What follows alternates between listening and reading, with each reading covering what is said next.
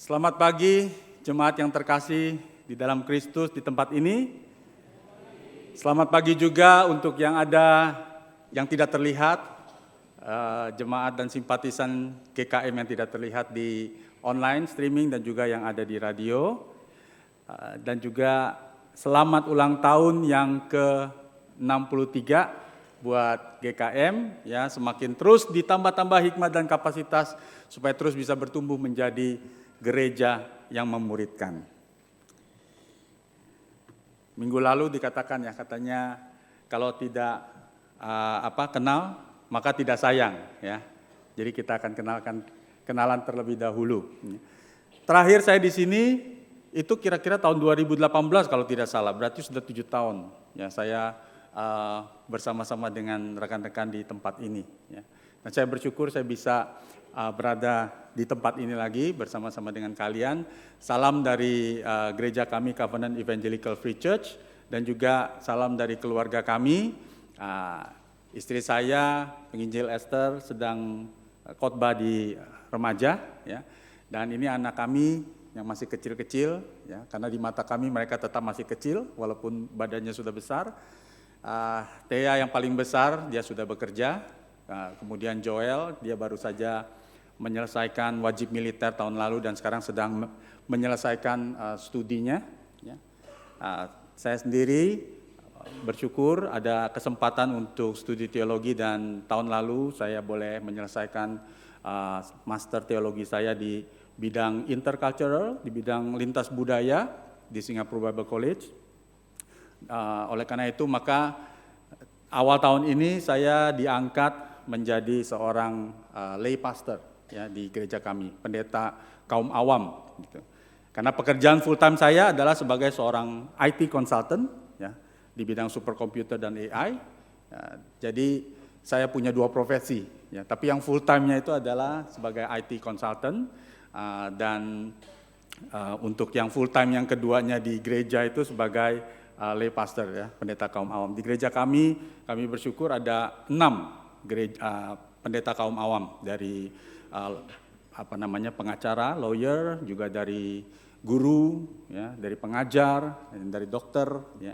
Jadi kita bersyukur di gereja kami juga ada orang-orang yang bisa diberdayakan, ya. Semoga di gereja sini juga ada orang-orang awam yang bisa diberdayakan untuk melayani bersama-sama, ya. Istri saya, penginjil Esther, dia sudah menyelesaikan studi teologinya 30 tahun yang lalu, ya. Dia mengambil jurusan musik gerejawi, ya. Dan sekarang dia sedang studi master in ministry untuk bidang pastoral, ya. Semoga dia bisa selesai tahun depan, ya, kalau tidak salah, ya. Oke, baik. Saudara, kita mau melihat satu kondisi populasi kekristenan, ya, di dunia ini. Jumlah populasi orang-orang Kristen di dunia ini ada sekitar 2,6 miliar. Ya. Itu satu jumlah yang cukup banyak, ya. Dan itu jumlah yang terbanyak kita bisa lihat breakdown-nya di beberapa negara itu. Yang paling banyak itu adalah negara di Amerika, diikuti oleh Brasil, Meksiko, dan seterusnya. Tetapi populasi dunia itu diperkirakan saat ini sekitar 8,7 miliar. Jadi populasi Kristen di dunia itu kalau dipersentasekan itu kurang lebih 30%, ya, 30%. Jadi memang terlihat seperti angka yang cukup baik, 30%, dan itu terbanyak, agama Kristen agama terbanyak di dunia ini. Tetapi kalau kita membandingkan pertumbuhan populasi kekristenan di dunia ini dengan pertumbuhan populasi manusia di dunia ini, itu tidak sejalan, gitu, ya. Kalau kita melihat di grafik berikutnya, kita melihat betapa stagnannya populasi kekristenan, pertumbuhan kekristenan di dunia ini.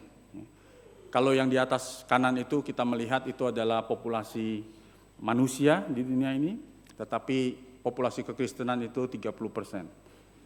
Dan terus sekitar 30%. Ya, populasi dunia bertambah, populasi kekristenan tidak bertambah, ya. Ini saya percaya banyak jemaat GKM ini yang bisnis dan juga yang investor-investor ya, kalau lihat grafik seperti ini rata terus ini bukan sesuatu usaha yang bagus ya, tidak ada kemajuan, tidak ada pertumbuhan. Oleh karena itu maka ini menjadi sesuatu kondisi yang saya ingin kita semua melihat. Ini adalah sesuatu kondisi yang kritis bagi pertumbuhan kekristenan di dunia ini. Dan kenapa bisa ini terjadi? Ada sebuah survei lagi di tahun 2022 ya, yang mensurvei tentang amanat agung.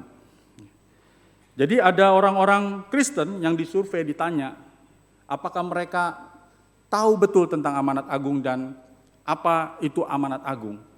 Kalau kita melihat dari hasil survei itu tidak melewati batas 50% ya. Hampir semuanya itu mereka tidak tahu atau mungkin tidak peduli ya. Ataupun mungkin kelihatannya sepertinya sulit untuk bisa dilakukan. Oleh karena itu, saya bersyukur di bulan ini GKM itu mencanangkan satu bulan pemuritan dengan tema murid yang memuridkan. Dan oleh karena itu untuk itu kita kembali lagi kepada hal-hal yang mendasar. Back to basics untuk memahami salah satu dasar daripada iman kita, salah satu dasar dari kekristenan kita itu adalah tentang amanat agung, dan kita mau melihat dengan lebih fokus lagi tentang amanat agung kita. Mari kita berdoa. Bapa di surga, terima kasih, kami bersyukur untuk kesempatan sekali lagi Tuhan kami boleh dikumpulkan di tempat ini untuk belajar bersama-sama. Bapa, berkati waktu kami, berkati hamba-Mu yang akan menyampaikan kebenaran firman-Mu, berkati untuk perenungan di dalam hati hamba dan juga perkataan yang keluar dari mulut hamba boleh menyenangkan hati-Mu. Kami berdoa untuk setiap kami supaya boleh mendengar, boleh belajar seperti seorang murid untuk menerima akan pesan firman-Mu buat setiap kami di tempat ini. Terima kasih Tuhan, kami berdoa, kami serahkan ibadah kami hari ini ke dalam tangan Tuhan. Di dalam nama Tuhan Yesus kami berdoa dan mengucap syukur. Amin. Saudara-saudari, di Singapura ada seorang pria Australia yang berumur kira-kira 49 tahun ya. Dan dia mempunyai satu penyakit, yaitu penyakit schizophrenia. Itu gangguan mental ya. Jadi sering berhalusinasi ya, dan sering mendengarkan hal-hal yang ya seperti halusinasi seperti itu ya. Nah, jadi dalam kondisi terganggu itu si pria ini ya, dia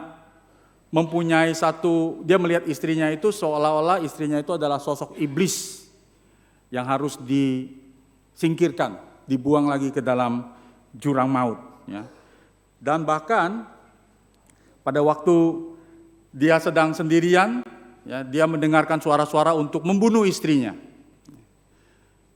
Dan itu dikonfirmasi dengan satu kejadian di mana pada satu waktu dia lagi keluar jalan dan kemudian dia bertemu dengan seseorang yang sedang olahraga. Orang itu memakai kaos ini ya. Dan ini adalah konfirmasi dia untuk membunuh istrinya. Jadi dia bilang, ya ini adalah konfirmasi, dan dia pulang, dia bunuh istrinya ya. Ternyata apa yang terjadi adalah waktu ditanya, di interview, diinvestigasi, dia bilang ada suara yang mengatakan kata ini, yaitu finish her, habisi dia. Ya. Jadi gara-gara dia melihat ini, padahal finisher itu adalah kaos yang diberikan kepada kita-kita yang kami yang ikut dalam lari. Ya, bisa menyelesaikan finish, mendapatkan kaos, namanya finisher. Tapi di otaknya dia melihat ini, habisi dia. Oleh karena itu maka dia mendapatkan konfirmasi ini, dia membunuh istrinya dengan tongkat dan kemudian dia tusuk leher istrinya. Nah, jadi kenapa saya ceritakan ini? Ya, kita mau melihat lagi tentang amanat agung ini. Ya, untuk supaya kita tidak salah fokus seperti tadi, tidak salah paham, tidak berhalusinasi tentang amanat agung ini. Walaupun saya percaya di tempat jemaat di tempat ini kalau ditanyakan, semuanya pada hafal. Ya. Matius 28 ayat 19 sampai 20. Nah untuk itu mari kita bersama kita mau melihat, meninjau ulang lagi amanat agung ini supaya kita punya persepsi, punya pandangan yang tepat, pandangan yang benar. Saya ingin mengundang kita semua untuk bangkit berdiri, untuk kita membacakan secara bersama-sama amanat agung ini. Saya sengaja meminta untuk membaca dari ayat 18 ya sampai 20. Mari kita membaca bersama, 1, 2, 3. Yesus mendekati mereka dan berkata, "Kepadaku telah diberikan segala kuasa di sorga dan di bumi. Karena itu pergilah, jadikanlah semua bangsa muridku, dan baptislah mereka dalam nama Bapa dan Anak dan Roh Kudus. Dan ajarlah mereka melakukan segala sesuatu yang telah kuperintahkan kepadamu. Dan ketahuilah aku menyertai kamu senantiasa sampai kepada akhir zaman." Silakan duduk. Berbahagialah setiap orang yang membaca firman-Nya dan merenungkannya setiap hari dan juga melakukannya di dalam kehidupannya sehari-hari. Nah, kenapa saya mundur satu ayat untuk kita membaca bersama? Karena ini adalah satu kunci yang seringkali kita salah pahami. Ya. Di sini dikatakan bahwa Yesus berkata, "Kepadaku telah diberikan segala kuasa di sorga dan di bumi." Seringkali yang kita pikirkan pada waktu amanat agung itu adalah tentang kita. Di mana kita akan melakukan, kita memikirkan strateginya bagaimana caranya bisa menjadikan orang-orang murid. Bisa menginjili, bisa membaptis mereka, dan bisa mengajar mereka. Tetapi kita suka lupa sumber daripada kuasa itu. Dan oleh karena itu, hari ini diingatkan lagi bahwa di dalam ayat 18, Yesus berkata bahwa Yesus sudah mendapatkan segala kuasa. Bukan cuma di sorga, tetapi juga di bumi. Ya. Oleh karena itulah maka kita harus ingat bahwa kita harus mengandalkan Yesus di dalam kita melakukan amanat agung ini. Karena kalau tidak, kita tidak akan bisa berhasil untuk melakukan amanat agung dengan kekuatan kita sendiri. Ya. Oleh karena itu, maka di ayat yang berikutnya, di situ ditulis, karena itu dimulai. Inilah perintah dari Tuhan Yesus, amanat agung yang terambil dari 19 sampai 20, dihubungkan dengan kata karena itu. Artinya apa? Ada sebuah alasan. Kenapa perintah ini diberikan? Kenapa? Karena Tuhan Yesus sudah punya kuasa. Dan kuasa itu Dia akan bisa berikan kepada kita, diberikan otoritas untuk melaksanakan perintah amanat agungnya. Dan Tuhan Yesus akan menyertai kita senantiasa sampai akhir zaman. Ya, pada waktu kita melakukan amanat agung kita. Nah, mari kita akan melihat lebih detail tentang amanat agung ini. Nah, ini ada banyak huruf, banyak tulisan. Ya. Di sini dikatakan ada beberapa kata kerja. Ya. Ada pergilah, ada jadikanlah semua bangsa muridku, ada baptislah, ada ajarlah, ada melakukan. Kalau di dalam bahasa Inggris terjemahkan dalam bentuk obey, taat, ya. Kemudian kuperintahkan, aku memerintahkan, commanded. Sebetulnya ada lagi ketahuilah, juga aku menyertai, itu di dalam bahasa aslinya itu juga merupakan suatu kata aktif, suatu kata kerja. Tetapi dari sekian kata kerja, seringkali kita salah fokus. Ya. Banyak gereja fokus hanya untuk pergi dan baptislah. Ya. Tetapi kalau kita melihat dari sumbernya, dari konteks aslinya ini, maka sebetulnya yang menjadi kata perintah utama itu adalah jadikanlah semua bangsa muridku. Itu adalah kata perintah utama. Ya, banyak gereja salah menafsirkan, ya, memikirkan bagaimana pergi, memikirkan bagaimana membaptis, memikirkan bagaimana program-program aktivitas untuk program pembinaan supaya dibekali. Tetapi lupa apa yang mereka lakukan, kadang-kadang kehilangan intinya, yaitu bagaimana untuk memuridkan orang. Kalau di dalam bahasa Inggris diterjemahkan make disciples of all nation. Nah, ini terjemahan bahasa Inggris lebih akurat dengan bahasa aslinya. Karena di dalam bahasa aslinya itu dibentuk oleh dua kata, ya, yaitu sebetulnya make disciple, yaitu memuridkan, menjadikan murid, dan juga segala bangsa. Tetapi di dalam bahasa Indonesia diterjemahkan dipisah jadinya, jadikanlah semua bangsa muridku. Nah mungkin pemikiran saudara mungkin sama dengan pemikiran saya, karena pada waktu saya melihat perintah ini, jadikanlah semua bangsa muridku, wah bagaimana mungkin susah kelihatannya ya. Kenapa menjadikan semua bangsa muridku berarti kita harus pergi. Kita harus mengunjungi bangsa-bangsa. Ya, jadi pikiran kita masih belum benar-benar mendarat, karena masih berpikir, oh kita harus pergi dulu, pergi ke sana, pergi kemari, gitu ya. Nah pada waktu COVID terjadi, apa yang terjadi? Di Singapura kita tidak bisa terbang juga. Di Singapura banyak gereja-gereja yang mempunyai ladang-ladang misi, yang selalu setiap tahun, seperti di gereja kami, setiap tahun 2 kali pasti ada perjalanan misi ke tempat-tempat di luar Singapura. Tapi karena COVID tidak terjadi, tidak bisa kita terbang. Ya.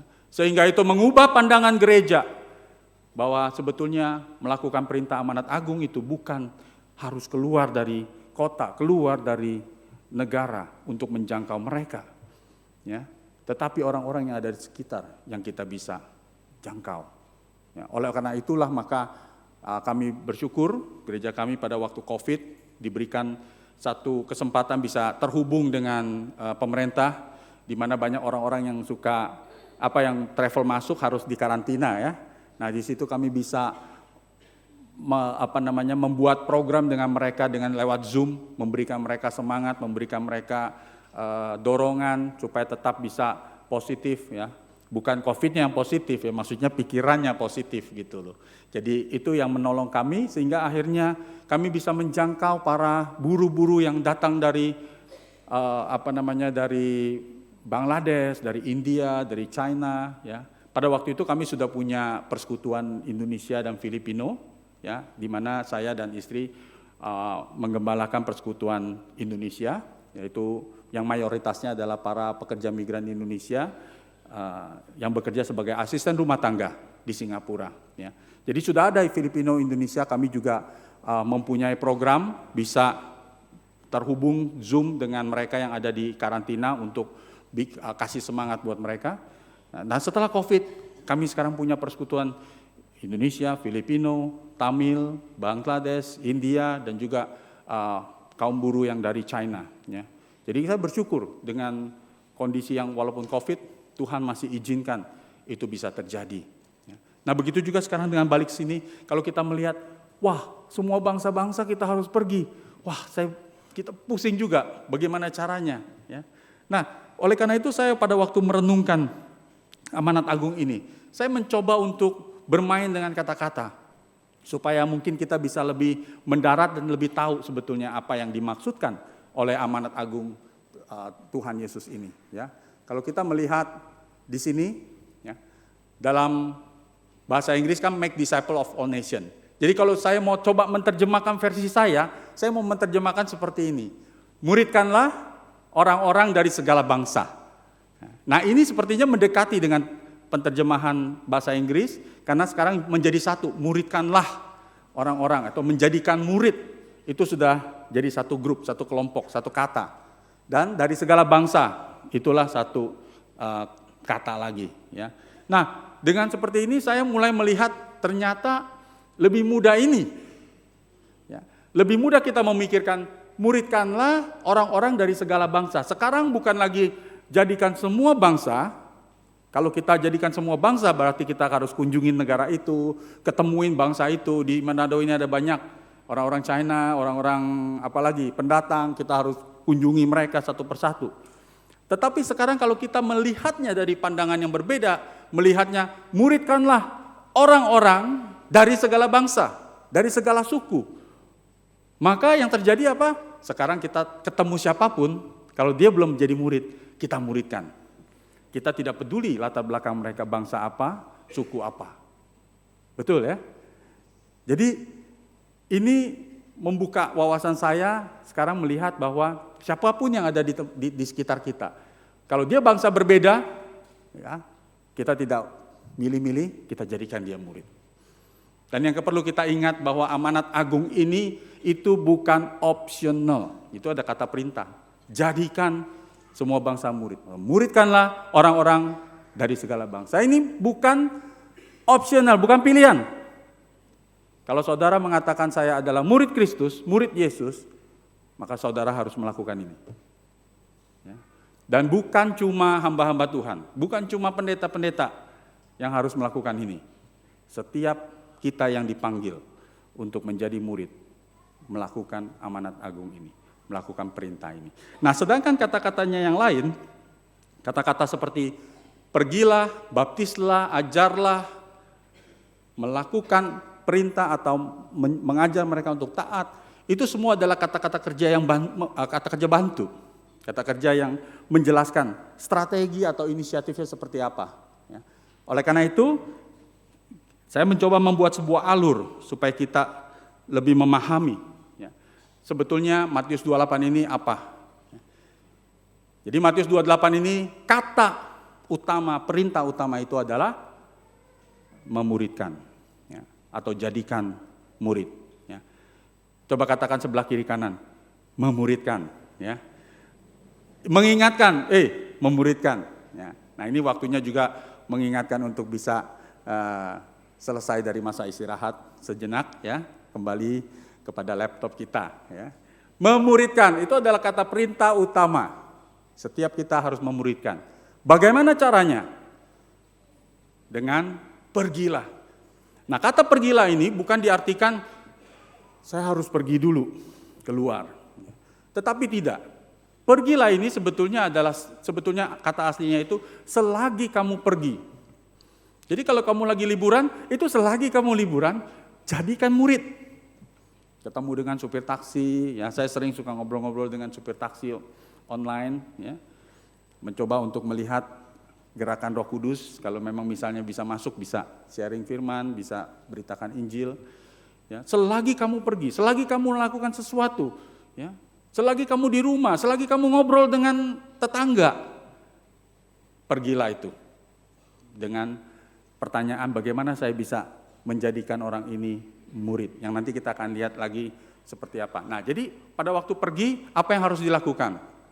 Di dalam konteks amanat agung ini, baptislah. Tetapi tentunya seseorang tidak akan mungkin bisa dibaptis kalau orang itu belum kenal Tuhan, kalau orang itu belum diinjili. Disinilah fungsi penginjilan itu terjadi, di mana gereja mempunyai banyak cara untuk bisa memberitakan Injil, memberitakan kabar baik buat orang-orang yang belum terima kabar baik ini. Ya, penginjilan, inilah penginjilan, baptislah. Tetapi setelah baptis harus diajar. Ya, apa yang harus diajar? Diajar untuk taat.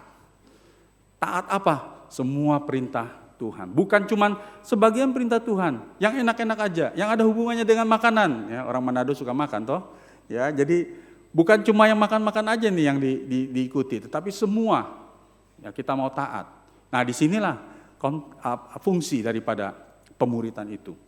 Jadi sebetulnya memuridkan itu adalah dengan intensional, ya, mengenalkan Tuhan, ya, membawa orang mengenal Tuhan, ya, menjadikan mereka dibaptis dan kemudian juga diajar. Nah ini yang seringkali kita lupakan. Banyak gereja-gereja, kalau tadi kita melihat kenapa pertumbuhan gereja tidak meningkat, karena banyak orang Kristen tidak memuridkan, banyak gereja tidak mengajarkan untuk memuridkan. Ya. Bersyukur kita semua berada di gereja, di GKM yang punya kerinduan untuk menjadi gereja yang memuridkan. Karena banyak gereja setelah menginjili, setelah menobatkan orang, ya dibiarkan, lupa untuk diajar seperti yang dikatakan oleh amanat agung ini. Terus terang kadang-kadang sedih, karena saya waktu di Singapura juga, kami juga ada satu lagi persekutuan, yaitu persekutuan international student, ya pelajar-pelajar dari luar Singapura. Ada seringkali pelajar-pelajar dari China masuk ke Singapura, ya, dan mereka ada program attachment, jadi program dihubung-hubungkan dengan orang Singapura yang mau melayani, jadi mendampingi selama 1 tahun. Tetapi mendampingi itu bukan mendampingi untuk memberitakan atau berbicara masalah-masalah spiritual, tapi mendampingi itu untuk menolong anak ini jadi seperti buddy-buddy ya, untuk menolong dia bisa tinggal di Singapura, bisa beradaptasi dengan lingkungan di Singapura. Ya. Nah setelah 1 tahun itu terserah, karena itu adalah hubungan pertemanan. Jadi banyak mereka yang setelah 1 tahun teman-teman Kristennya menelpon mereka, ajak jalan, ajak makan siang, kemudian memberitakan Injil, ya, kemudian menceritakan bagaimana Yesus mengasihi mereka, dan akhirnya banyak dari mereka juga yang mereka disentuh oleh Roh Kudus, mereka percaya, ya. Mereka menerima Yesus. Tetapi ada komentar dari mereka, sempat memberikan feedback. Dia bilang, kenapa ya setelah saya terima Yesus, setelah jadi orang Kristen kok pertemanan saya berkurang. Ya. Teman yang tadinya biasanya selalu ngajak makan siang, selalu ngajak ngopi, begitu dia udah terima Tuhan, kok dia nggak telepon-telepon saya lagi, nggak ngajak-ngajak saya lagi. Jadi kita kadang-kadang tanpa sadar kita menjadikan orang-orang di sekitar kita ini adalah target-target penginjilan kita. Jadi begitu selesai kita injili, oke, bye-bye. Kamu bertumbuh sendiri ya, kamu sudah dapat keselamatan. Oh, itu sesuatu yang tidak sesuai dengan firman Tuhan. Tidak sesuai dengan amanat agung. Karena amanat agung bilang sudah baptis, terus dia apa? Ajarlah. Kasih tahu sebelah kiri kanan lagi. Ajarlah taat. Ya, ajarlah untuk taat. Nah, di dalam konteks pemuritan saya ingin membedakan ada 2 kata yang seringkali di dalam bahasa Indonesia sulit untuk diterjemahkan dulu ya, tapi sekarang kita punya satu perbendaharaan kata juga, yaitu perbedaan antara discipleship dengan disciple making. Kalau di dalam bahasa Indonesia diterjemahkan, kalau dulu diterjemahkan selalu diterjemahkan dengan apa? Dengan satu kata, yaitu pemuritan. Padahal di dalam bahasa Inggris dibedakan menjadi 2 kata yang mempunyai definisi yang agak berbeda. Discipleship itu tentang being. Discipleship itu tentang kemuritan, tentang identitas, tentang jati diri, tentang keberadaan kita sebagai seorang murid. Ya. Sedangkan disciple making itu adalah aktivitasnya. Itu adalah programnya. Bagaimana kita mau menolong orang lain, memuridkan orang lain.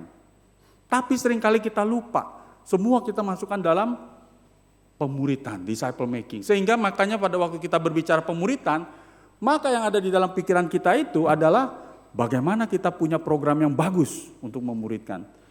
Memang tidak salah, kita harus punya program yang bagus, yang terstruktur, yang bisa menolong orang bertumbuh. Tetapi jangan kita lupakan, ada unsur discipleship-nya, yaitu identitas kita terlebih dahulu. Jadi discipleship itu adalah tentang mengikut Yesus. Tentang mengikut Yesus. Di mana mengikut Yesus itu adalah bagaimana kita mengenal Yesus, bagaimana kita mengasihi Yesus, bagaimana kita melayani Yesus menjadi serupa dan menjadi serupa dengan Yesus. Pas dengan temanya ya, murid memuridkan, murid yang memuridkan ya, dan menjadi serupa dengan Kristus. Nah, bagaimana dengan pemuritan? Pemuritan itu adalah bagaimana kita menolong orang lain. Nah, inilah bedanya.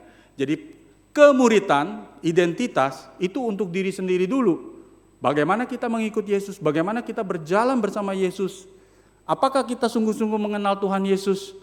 Atau Tuhan Yesus itu hanya sebagai ATM kita. Kalau ada apa-apa kita datang. Kalau nggak ada apa-apa, kita lupakan.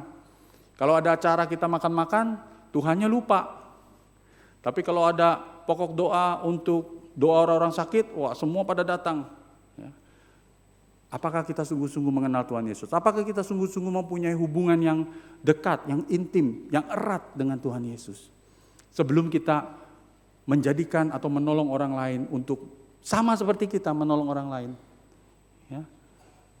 Makanya dalam hal ini tadi saya melihat anak-anak di depan, anak-anak kecil, berbagailah orang tua yang masih punya anak-anak kecil. Saya sudah tidak punya kesempatan karena kelahiran baru saya untuk kedua kalinya tanda kutip. Ya, nanti akan saya ceritakan itu anak-anak sudah tumbuh menjadi remaja pemuda dan saya tidak sempat untuk memuridkan mereka seperti yang kami harapkan, kami inginkan. Ya. Saya iri kalau bisa saya sekarang dalam keadaan sekarang seperti ini, saya masih punya anak-anak kecil, ya, saya udah bisa mulai memuridkan mereka. Terlebih dahulu memuridkan diri sendiri dan kemudian memuridkan keluarga. Jadi itu yang kita harus bedakan antara discipleship, ya, dan juga disciple making, kemuritan dan pemuritan. Jadi sekarang kalau kalian mendengar orang dalam bahasa Inggris bilang discipleship, itu artinya tentang diri sendiri dulu nih. Bagaimana kita mengikut Yesus, ya. Dan kemudian kalau disciple making, ya itu bagaimana kita menolong orang lain untuk menjadi murid. Ya. Semoga ini bisa membuka satu sedikit pengenalan, ya, membedakan antara dua kata ini. Nah, seringkali itu yang terjadi adalah seperti sekarang ini kalau kita mendengarkan khotbah, ya, sering kan, kadang-kadang kita lagi mendengarkan khotbah, tiba-tiba ada kalimat-kalimat yang sangat baik, yang terpikir siapa?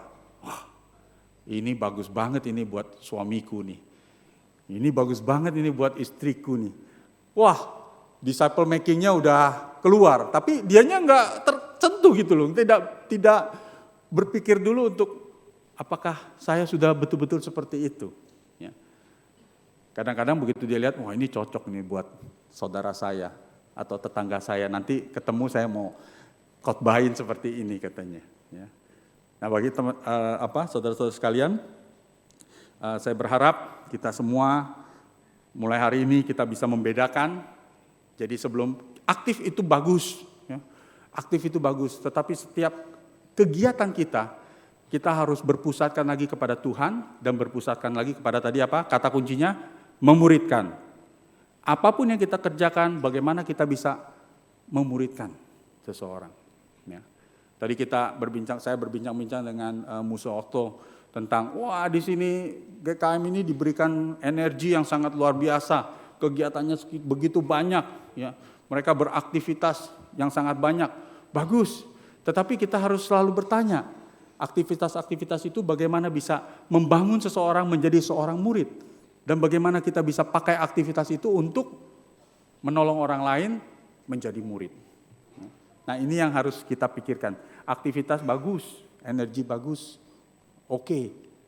Tetapi kita pikirkan apakah energi itu bisa sungguh-sungguh dipakai untuk bagaimana bisa menghasilkan murid. Bisa menghasilkan murid yang memuridkan lagi. Ya, jadi bukan berhenti sampai di situ.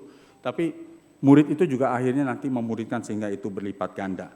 Ingat ya, pertama-tama waktu Tuhan Yesus itu memanggil murid-muridnya, apa yang dia katakan? Mari ikutlah aku, dan kamu akan kujadikan penjala manusia. Jadi yang mana duluan? Ikut atau menjadi penjala dulu? Ikut dulu. Begitu ikut Tuhan, makanya sampai 3 tahun setelah itu Tuhan menjadikan mereka penjala manusia. Jadi kita ingat discipleship kita, kemuritan kita harus mendahului terlebih dahulu disciple making kita. Apa yang kita dengar, apa yang kita mau pelajari, kita lakukan terlebih dahulu untuk diri kita. Kemudian kita akan bisa merasakan manfaatnya, baru kemudian kita bisa meneruskan kepada orang lain. Ya. Ikutlah aku dan kamu akan kujadikan penjala manusia. Jadi sekali lagi, ini mengingatkan kita kemuritan itu tentang mengikut Yesus, disciple making atau pemuritan itu tentang bagaimana kita menolong orang lain juga bisa mengikut Yesus. Nah, saudara-saudari, saya ingin memberikan sedikit kesaksian pribadi. Saya terima Tuhan itu pada waktu tahun 1990, waktu saya semester tahun pertama kuliah. Ya, pada waktu saya terima Tuhan, setelah itu hidup saya tidak sama lagi. Ya. Hidup saya berubah, hidup saya semangat, berapi-api untuk Tuhan. Ya. Seperti saudara-saudari yang ada di GKM ini. Boleh dibilang 1 minggu itu saya ke rumah cuma paling 1 atau 2 hari malam, ada di rumah malamnya. Selebihnya ada di gereja, ya, saking semangat, ya, saking semangat mau melayani Tuhan. Jadi karena saya belum pengalaman, karena saya orang Kristen baru, maka yang saya bisa, saya memulai pelayanan saya menjadi supir gereja. Ya. Supir gereja jemput-jemputin anak sekolah minggu, setiap hari Minggu. Nah, kebetulan Tuhan kasih kenek yang setia, ya, yang akhirnya dia menjadi istri saya sekarang. Ya. Jadi waktu dulu asik juga itu jemput, ya. Sebenarnya ada motivasi terselubung juga sih, ya, ada motivasi tersembunyi juga gitu loh. Jadi tapi enjoy setiap hari Minggu itu menjadi sesuatu yang wah semangat, ketemu ngobrol sambil jalan. Saya yang bawa mobil, dia yang turun naik, ya, pencetin bel. Orang tua, anak-anak, rumahnya anak-anak, kemudian bawa naik masuk ke dalam mobil, ya kita bawa ke gereja. Nah dari situ saya terus dipromosikan jadi asisten rumah tangga lagi, asisten guru sekolah minggu, ya, asisten guru sekolah minggu, kemudian guru sekolah minggu, kemudian jadi ketua pemuda, masuk ke dalam kemajelisan, majelis pun jadi majelis misi pertama-nama, kemudian majelis bidang pembinaan, persekutuan, pemerhati, semua sudah dilewati, ya, sampai akhirnya tahun 98 saya dan istri migrasi ke Singapura karena ada kerusuhan di Jakarta tahun 98 dan juga ada krisis ekonomi. Di sana kami juga beribadah lagi di gereja yang berbahasa Indonesia, juga terlibat di dalam kemajelisan, sibuk sana sibuk sini, merencanakan program Natal, merencanakan program Paskah untuk KKR semua, tapi yang datang orang-orang Kristen semua, ya, sampai kira-kira 23 tahun, 22 tahun, ya, saya menjadi orang Kristen. Saya pikir-pikir lagi, saya belum pernah membawa jiwa satupun. Belum ada satu jiwa yang saya bawa, walaupun saya majelis misi lagi. Ya. Tetapi saya sibuk sendiri dan tidak mempunyai hubungan yang betul-betul hubungan yang erat dengan Tuhan. Ya. Sehingga saya juga mengalami seolah-olah seperti Rasul Paulus perjalanan ke Damsyik. Ya.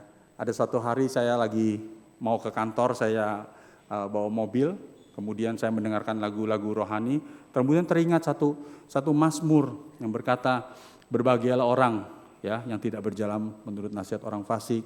Tetapi ada satu bagian yang kesukaannya ialah Taurat Tuhan, dan yang merenungkan Taurat itu siang dan malam.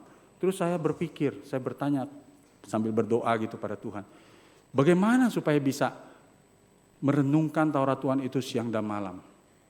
Tiba-tiba ada satu impresi, tiba-tiba ada satu pertanyaan, ya, seperti teguran, seperti suara Tuhan, tapi bukan dengar langsung, seperti di dalam pikiran Tuhan berbicara, seperti dia bertanya kepada Petrus, kamu mengasihi aku enggak?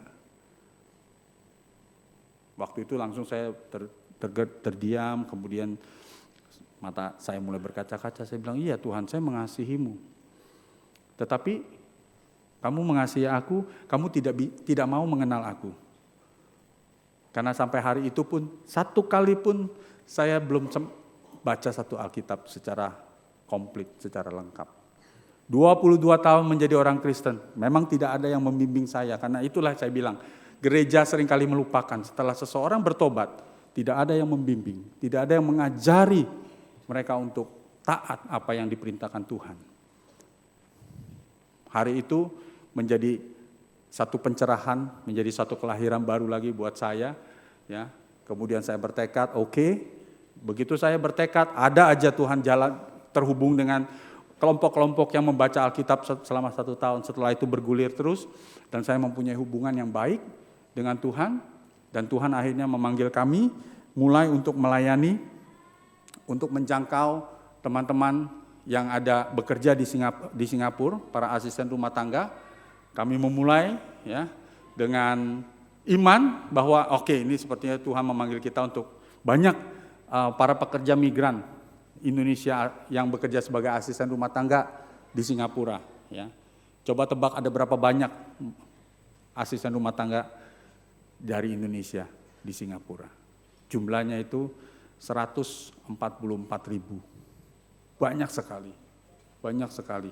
Dan itulah ladang yang Tuhan persiapkan buat kami bersama-sama dengan gereja-gereja yang ada di Singapura.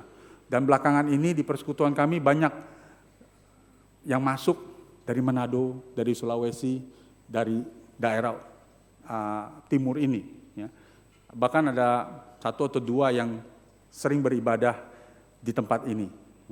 Jadi kami memulai dengan iman, dan sejak saat itu kami punya sukacita. Karena apa? Karena sekarang kami melihat bagaimana jiwa-jiwa dimenangkan. Banyak orang-orang yang merasakan kasih Tuhan, ya. Sampai dengan sekali ini kita bisa menjangkau mereka, memberikan satu pengajaran buat mereka, juga melatih mereka untuk punya skills. Nanti setelah pulang dari Singapura mereka bisa mandiri, ya. Kami bersyukur kita punya satu komunitas sekarang yang kita bisa berdayakan mereka, ya. Ada beberapa yang kami sedang muridkan untuk kembali menjadi misionari, karena Tuhan berikan kami satu anugerah yang indah, yaitu dengan dipanggilnya salah satu dari mereka untuk menjadi misionari kami di Sumba. Sekarang dia sudah pindah ke Batam, membantu pelayanan dengan gereja mitra kami yang ada di Batam. Bahkan sempat masuk ke internet, ini kalau saudara bisa bahasa Inggris, ada kisahnya di Salt and Light, ya. Seorang asisten rumah tangga di Singapura yang pendidikannya cuma sampai SMP, tetapi akhirnya dia bisa upgrade paket C, kemudian dia sekarang sedang studi pendidikan agama Kristen, ya, di Batam. Kalau tidak ada masalah tahun ini dia akan selesai. Kalau orang ini bisa dipakai untuk menjadi alat di tangan Tuhan, saya percaya setiap kita, setiap profesi kita pasti bisa dipakai. Yang penting adalah bagaimana kita menjalin hubungan kita dengan Tuhan, ya. Dan kami bersyukur ada satu atau dua lagi yang sedang kami muridkan, sedang dipersiapkan. Kalau dia tidak ada halangan, mungkin dia akan kembali ke Kupang, ya, karena dia sudah mendirikan gereja. Dari hasil gajinya dia membeli tanah, bangun, kemudian kumpulin orang-orang desa, mengundang pendeta untuk menggembalakan, sampai pendeta itu akhirnya meninggal dunia. Bersyukur Tuhan kirimkan temannya yang menjadi guru di sana, ya, dan juga membantu untuk tetap menggembalakan gerejanya. Dan dia punya kerinduan untuk 1-2 tahun ini dia akan kembali ke Kupang untuk menggembalakan gereja. Jadi kami sedang memuridkan dan persiapkan mereka. Dan satu hal yang saya tidak pernah lupa tentang ketaatan, ya, di mana kita belajar ketaatan. Waktu ada satu kesempatan kami melayani seorang teman juga di dalam persekutuan ini yang bukan berasal dari Kristen, keluarga Kristen, tetapi dia dimenangkan di dalam persekutuan, dia terima Tuhan, dan sejak itu dia mau berdoa untuk suaminya. Ya, bertahun-tahun suaminya didoakan, suaminya akhirnya sampai terkena kanker, dan ada satu penyakit yang membuat dia cepat lagi langsung kurus, dan waktunya sudah tidak lama lagi, ya. Kami terus melayani, mendoakan, sampai pada suatu saat tahun 2021 ada satu hari Rabu, saya ingat sekali karena waktu itu saya sedang kerja, banyak pertemuan, banyak meeting. Waktu pulang saya sebenarnya udah capek, tapi ditelepon sama teman kami ini, dia bilang suaminya ini sedang dalam keadaan sekarat, ya. Bisa enggak datang berkunjung? Waduh, waktu itu udah capek sekali, pulang mau istirahat gitu, ya. Saya bilang, oke, bisa enggak hari Sabtu aja? Itu hari Rabu. Hari Sabtu aja deh, karena saya agak capek gitu loh, udah sore-sore gitu, ya. Cuma begitu saya sampai rumah pulang, pada waktu mau makan malam, seperti ada gerakan bilang, jangan ditunda, pergi kunjungi. Kemudian saya sharing sama istri saya, ya karena ini kan teman wanita, jadi saya selalu pelayanan harus ada berdua. Jadi kami akhirnya jam 9.30 malam, setengah 10 malam kami kunjungi dia, dan dia tidak keberatan dikunjungi. Dan malam itu suaminya terima Tuhan. Pada waktu kami tanyakan, apakah kamu mau terima Tuhan? Ya. Sampai 2 kali, sampai saya suruh istrinya coba bisik-bisikin lagi. Dia ngerti nggak apa yang kami katakan, ya, karena seperti setengah koma gitu loh.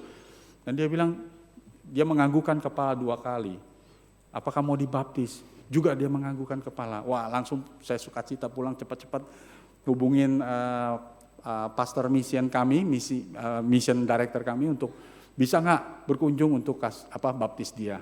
Dia tidak bisa di hari Kamis, tapi bisanya hari Jumat. Ya, sehingga kita bikin pertemuan hari Jumat.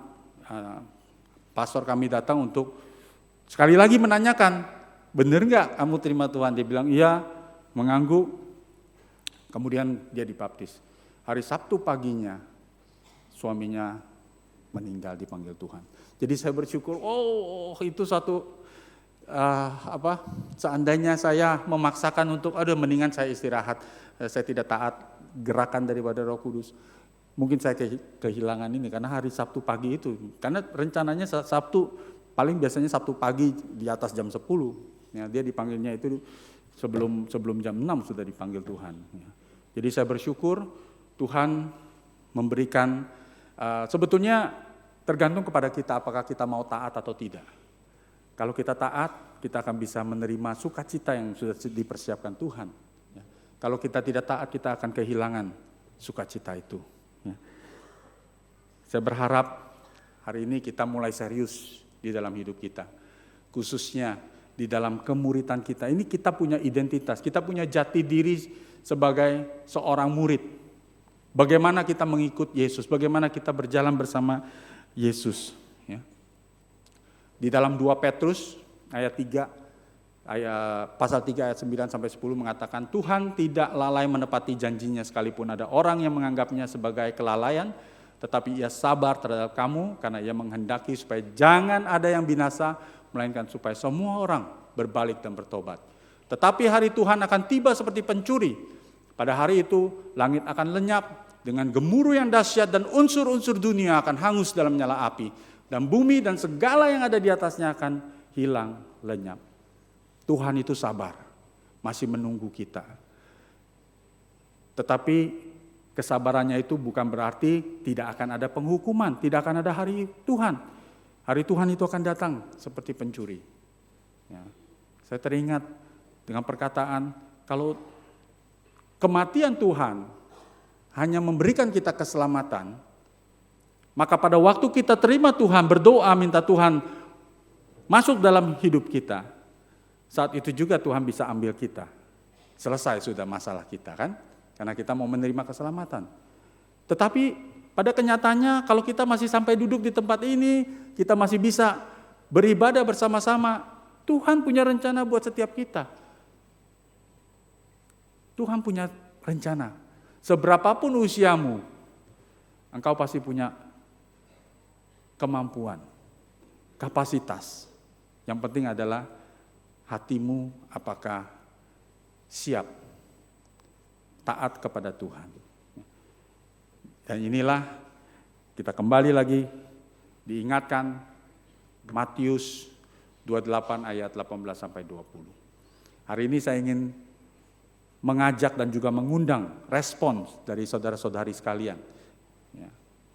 Kalau hari ini kita mendengarkan, kalau saudara-saudara mendengarkan tentang Matius 28, 18, 20 ini, tentang perintah amanat agung ini, dan kalau ada gerakan di dalam hatimu untuk kembali rededikasi, dedikasi lagi, komitmen lagi, berjanji lagi kepada Tuhan, Tuhan, tahun ini walaupun sudah setengah jalan, saya ingin kembali mengenal Engkau.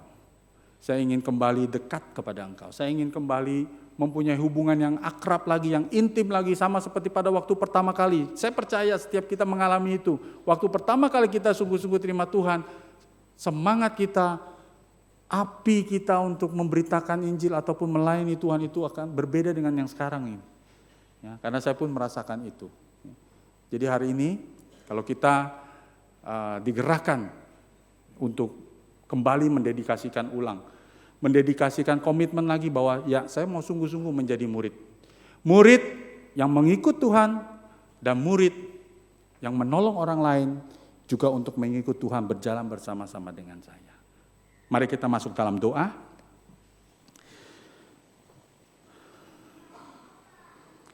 Bapa Surgawi, terima kasih pemberitaan firman-Mu sudah selesai, kata-kata sudah berhenti, tetapi kami percaya Roh Kudus yang ada di dalam hati kami masing-masing, itu terus-menerus berbicara kepada kami, menggerakkan kami, membimbing kami, mengarahkan kami, memberikan petunjuk-petunjuk buat kami.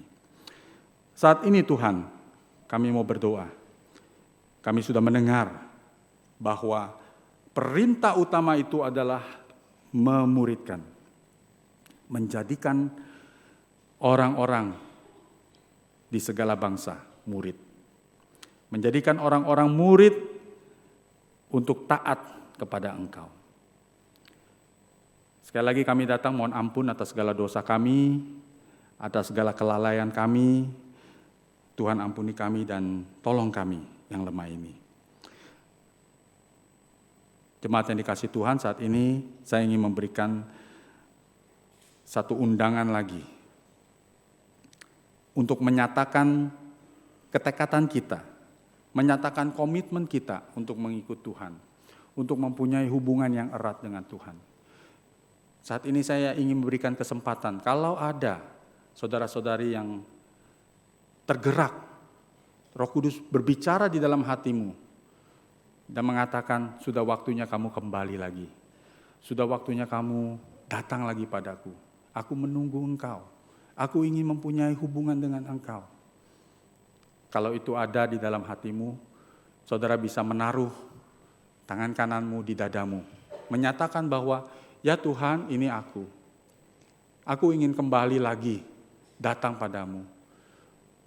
Karena aku sudah tahu sekarang bahwa aku harus memiliki hubungan terlebih dahulu dengan engkau. Sebelum aku menolong orang lain juga untuk mempunyai hubungan dengan engkau. Firman Tuhan memerlukan respons dari saudara. Kalau memang ini menjadi satu kerinduan hati kita, kerinduan hatimu untuk mau berkomitmen, kembali berjalan bersama dengan Tuhan setiap hari. Mari saudara, taruh tanganmu di dada. Menjadi suatu petunjuk menyatakan bahwa Tuhan, inilah aku. Tolong aku. Supaya punya hubungan, punya waktu lagi dengan Engkau. Saat ini saya akan mendoakan buat kita sekalian. Bapa di surga, Engkau sudah melihat tangan-tangan yang sudah ditaruh di dada setiap anak-anakmu di tempat ini. Menandakan bahwa mereka mau kembali kepadamu, mempunyai hubungan lagi dengan Engkau, menjadi pengikutmu yang sejati, menjadi muridmu yang sejati, untuk akhirnya nanti kami bisa menjadi murid-murid yang memuridkan orang lain. Dan mengajarkan mereka akan segala perintah-Mu. Tuhan, tolong kami yang lemah ini. Kuatkan kami, berdayakan kami ya Tuhan, dan mampukan kami. Terima kasih ya Tuhan. Kami mau berdoa, mengucap syukur untuk saudara-saudari kami di sini yang mengambil komitmen kembali. Kami berdoa mengucap syukur di dalam nama Tuhan Yesus. Dengan tetap menundukkan kepala dan tetap berdoa, saya ingin memberikan juga undangan buat mungkin ada saudara-saudari yang hari ini belum punya hubungan sama sekali dengan Tuhan Yesus. Mungkin belum kenal sama sekali.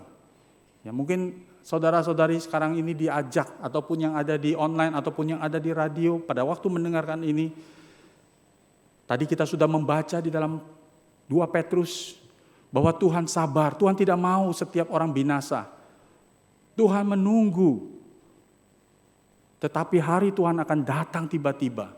Oleh karena itu kalau saat ini, kalau saudara-saudari mungkin datang ke tempat ini dibawa teman, dibawa saudara, dibawa keluarga, ataupun yang ada di online, ataupun yang ada di radio, yang mendengarkan radio. Kalau ada gerakan untuk saya ingin berhubungan dengan Tuhan, saya ingin mendapatkan anugerah keselamatan itu, saya ingin mengenal Tuhan lebih dekat.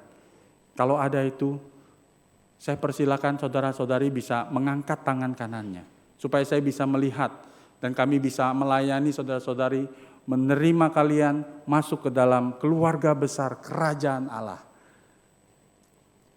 Baik yang ada di online yang saya tidak lihat, saudara bisa mengangkat tangan, nanti saya akan mendoakan, di radio pun juga seperti itu. Kalau ada di sini, kalau ada yang belum pernah sama sekali berdoa meminta Tuhan masuk dalam hidupnya, saudara-saudara bisa mengangkat tangan supaya kami bisa doakan dan kami bisa melayani saudara-saudari. Adakah? Saya memberikan kesempatan sampai hitungan ketiga. 1, 2, 3. Mari kita berdoa. Tuhan, kami menyerahkan setiap hati yang ada di tempat ini maupun yang ada di online dan juga yang ada di mendengarkan radio. Siapapun mereka, dari suku apapun, dari segala bangsa apapun, pada saat mereka mendengarkan sabdamu dan mereka mau lebih dekat, Tuhan tolong mereka supaya mereka bisa ada satu kesempatan bisa bergabung dengan komunitas dimanapun yang Tuhan siapkan buat mereka. Terima kasih Tuhan untuk pemberitaan firman ini, dan kami berdoa Tuhan kiranya terus bekerja melalui gereja ini untuk menjadi gereja yang memuridkan dan memuridkan jemaat yang memuridkan lagi, yang akhirnya memuridkan lagi, sehingga amanat agungmu Tuhan bisa dikerjakan bersama-sama. Terima kasih Tuhan, kami serahkan di ulang tahun yang ke-63 ini gereja Gemim Kristus Manado ini Tuhan pakai terus menjadi berkat buat lingkungan sekitar ataupun buat daerah-daerah lainnya, akan dibuka lagi Tuhan untuk bisa melayani masyarakat di setempat. Terima kasih Tuhan Yesus, kami berdoa, kami serahkan semua ke dalam tangan Tuhan, di dalam nama Tuhan Yesus kami mengucap syukur. Amin.